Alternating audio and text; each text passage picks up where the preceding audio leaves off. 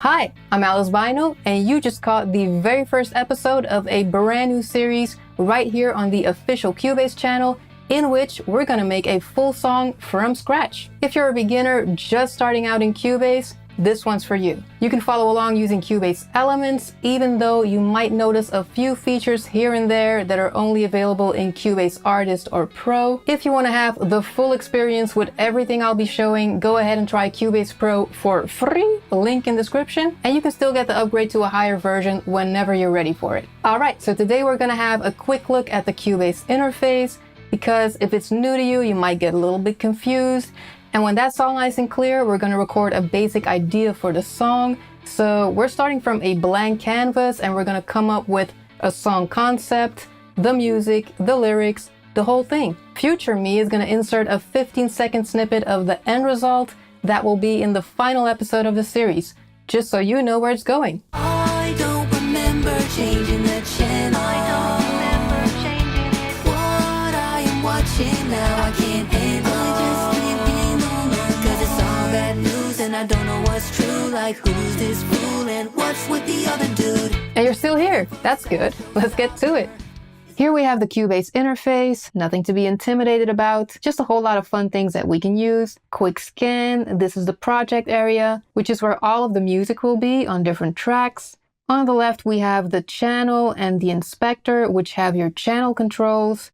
And on the right, you have the VSTI tab, where you can choose your virtual instruments. Media is where you choose sounds, but also instruments. And if you go to the file browser, you can use this to import your own samples. Control room, if you enable it, gives you more monitoring options.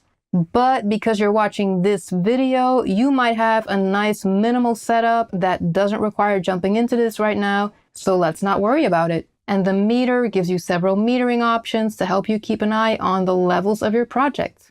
By the way, if you're on a laptop like I am, or you just have one small screen, you can easily make some more room by going to the top right corner and deactivating some zones, left and right. And when you do need them, just go and click them again.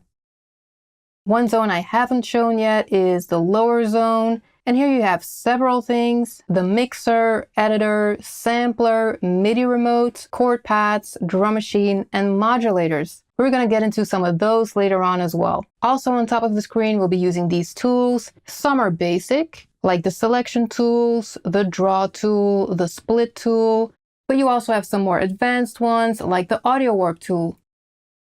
In this section here, I'll come to make sure the music snaps to the grid or doesn't snap to the grid. We'll see what we need in a moment. And then 2 rows that might seem like a lot if you're new, but actually is just a bunch of useful information at your fingertips. This one, the status line, shows info on the project in general.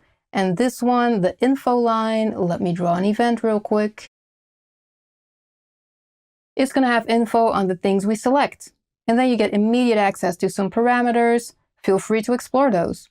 And then all the way on the bottom, some very important stuff. We have the transport controls. I have them minimized because I quite like a minimal view. Time displays, I have time code to see the real time, so minutes and seconds, and bars and beats, which is musical time. And then we have the tempo or BPM and our metronome. And this is where my whole entire song is going to start, the tempo. I was thinking, how about a nice little pop punk song? I do want to keep it simple, so we could do some drums programmed, some bass guitar also programmed, so MIDI, and some real guitar, a little challenge for myself. And I'll do vocals and then finish it off with mixing and mastering. And then just like that, we'll have a new song. Easy. Let's get to work. So I'll activate my metronome.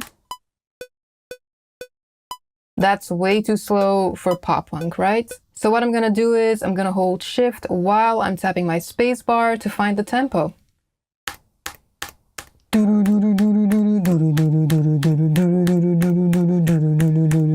Right? 184, so let's try 180. Good.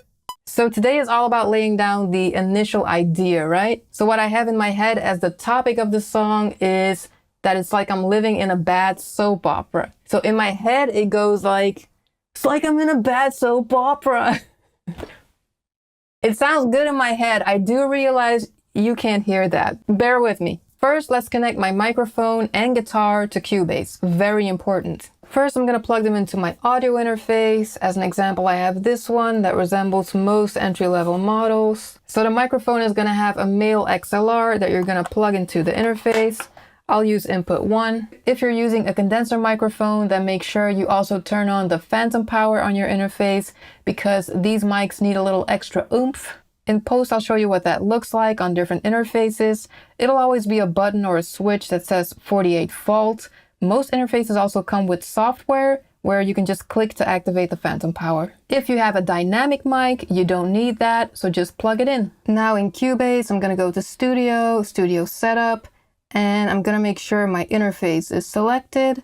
Then when I click it on the left here, I go to Control Panel, and I'm going to choose one of the lower buffer sizes because that's going to help reduce latency between what I'm going to be singing and what I'm going to hear back in my headphones. And in Studio Audio Connections, I'm going to tell Cubase to use my mic as an input. So go to the Input tab, and whatever's in here you can delete.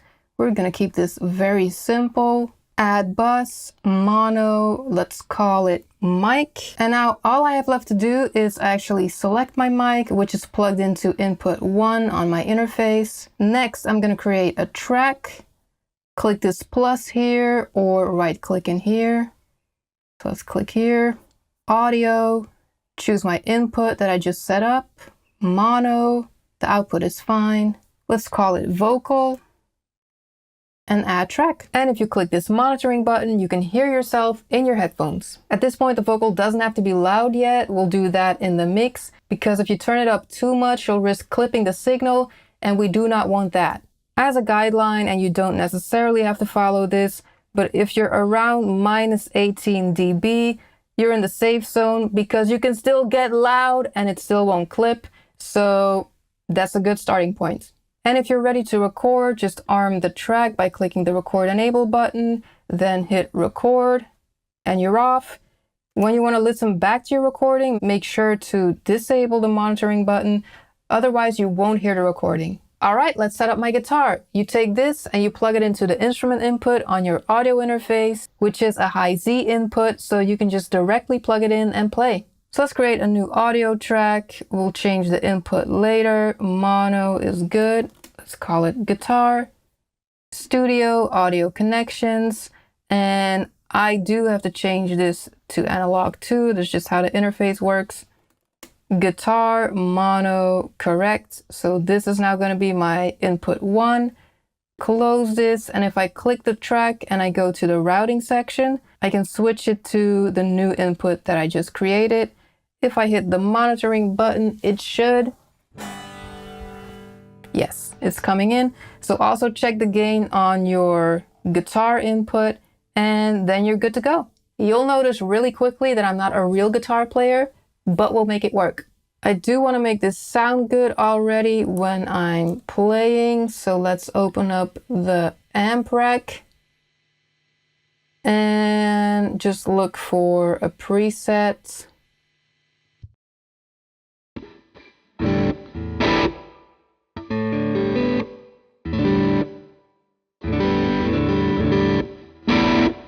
Okay.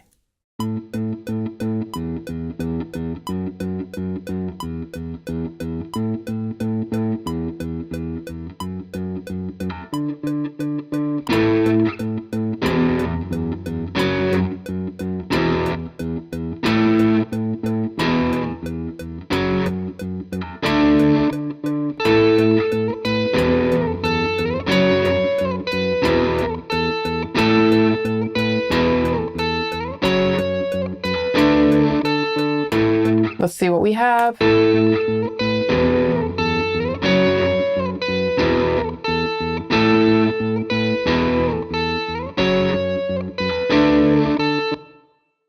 I'll record it properly. This is just to get the ideas flowing, just a little, the concept. I'll fix it. By the way, I was recording in a loop right now. You can tell by the activated cycle here. I'm going to explain how to do all that when we're recording vocals, but now you've seen it already and it's possible. And I didn't even really use the loops because the first takes were perfect. So I'm going to use this to write the lyrics to. Should be fun, lighthearted, nothing too serious. And then I'll be back for episode 2 to record the actual real music for the entire song. So I hope to see you then. In the meantime, hit the like button, leave a comment, subscribe to the Cubase channel, and most importantly, have fun making music.